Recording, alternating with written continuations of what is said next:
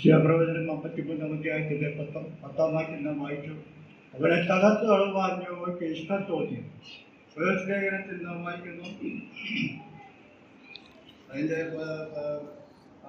20-ാം വാക്യം, അവനിൽ സർവസമ്പൂർണ്ണതയെ വസിപ്പാനും അവൻ ക്രൂശിച്ചെഴുതിയ രക്തം കൊണ്ട് അവൻ മുഖാന്തരം സമാധാനം ഉണ്ടാക്കി ഭൂമിയിലുള്ളതോ സ്വർഗത്തിലുള്ളതോ സകലത്തെയും അവനെ കൊണ്ട് തന്നോട് നിരപ്പിപ്പാനും പിതാവിനെ പ്രസാദം തോന്നി.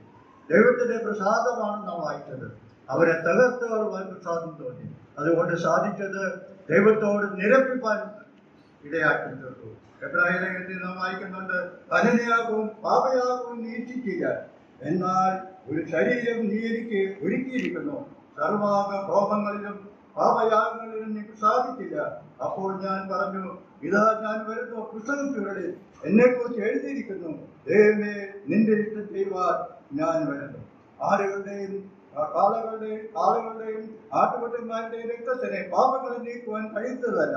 എന്നാൽ ദൈവത്തിന്റെ പുത്രനായ യേശുക്രിസ്തു നമുക്ക് വേണ്ടി രക്തം ചിന്തി നമ്മെ ദൈവത്തോട് നിരപ്പിച്ച ദൈവകൃപയ്ക്കായിട്ട് നമുക്ക് ദൈവത്തെ സ്തുതിക്കാം. ദൈവത്തിന്റെ പ്രസാദമായിരുന്നു അവനെ തകർത്തുകൾ കാട്ടണം. ദൈവത്തിന്റെ പ്രസാദത്താൽ നമുക്ക് ലഭിച്ച വലിയ അനുഗ്രഹം നമ്മെ ദൈവത്തോട് നിരപ്പിക്കാൻ പ്രസാദം പോലെ. ആ പ്രസാദത്തിന് മുമ്പാകെ നമുക്ക് വീട് വണങ്ങി ദൈവത്തെ ആരാധിക്കാം, ദൈവത്തെ മഹത്വപ്പെടുത്താൻ അവന്റെ വിലയിരുത്താമോ എന്നേക്കും.